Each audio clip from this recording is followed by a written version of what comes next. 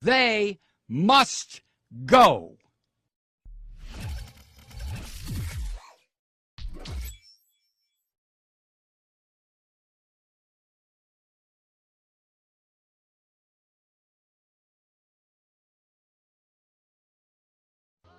Mimi is in St. Paul listening on KTNF. Hey, Mike. Hi. Well, I'm confused. I want to talk about Israel. And so, can you even imagine any other country in the world allowing 530 rockets to fall before it took a step to defend itself? And then hearing the last segment, you guys were talking about not wanting to help fund the Iron Dome. The Iron Dome isn't just to protect Israelis. It's also so that they don't have to fire back and cause casualties in these areas of the Gaza Strip where the population is so densely populated. I just don't know. Tell me what you think would be an acceptable. When are the Israelis supposed to defend themselves? How can they do that? Well, wait a second, Mimi. Let me just turn it around and ask you something. You are a family. You have lived in St. Paul, Minnesota, for your family and your antecedents for probably, let's say, 100 years. And all of a sudden, I show up on your doorstep, literally on your doorstep. And I say to you, Mimi, get out of this house. This is my house. Let me tell you why it's my house. It's my house because my religion says it's my house. Now get out. Now, I happen to be standing on your doorstep with a gun pointed at your head and at Wait, your... who are you? No. Hold on. No. I listened to you. You listened to me. I don't know which side you're talking for, but okay. All right, Mimi, I'm going to put you on hold so you can go ahead and interrupt if you want to. But I'm standing on your front porch, and I order you and your family out of your house. And I tell you that it's my house, not your house. And the reason it's my house and my block and my neighborhood is because my religious belief says it's mine. And you sit there and you say, well, no. What are you talking about? We've been here 100 years. I'm sorry. Get out, Mimi.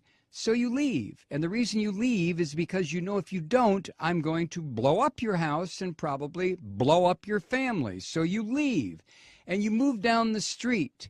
And for the next 60 years, you sit there and you get very, very angry because I came into your house and told you to get out. So what you do, Mimi, you decide, well, I know what I'll do. I'm going to start throwing rocks at what used to be my house, and it'll break the windows. That'll make that damn Malloy move. So you start throwing rocks. And then I come outside and I say, Mimi, were you throwing rocks? And you look at me rather sheepishly. And that's when I level an RPG at you and your family and your house. And I pull the trigger, and all of a sudden, whoosh, you're all gone.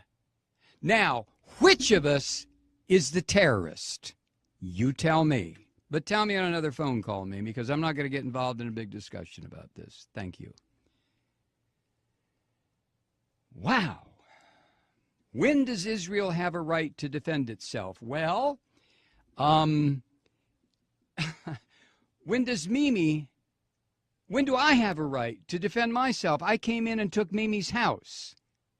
So if Mimi attacks me, who's going to say, well, Malloy, you have a right to defend yourself because Mimi's attacking you?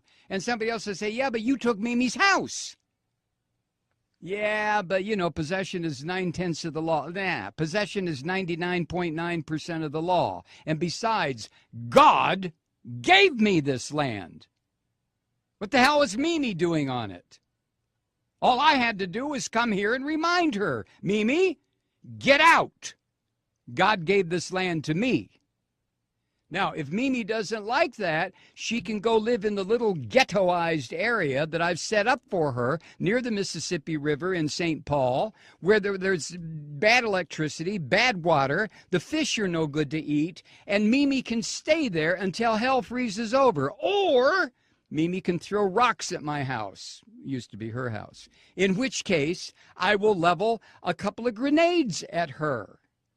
So the question, Mimi, is not, when do I have a right to defend myself? I stole your house. I stole your neighborhood. I stole your friend's house. I stole the corner grocery store. I took it all. When do I have a right to defend myself?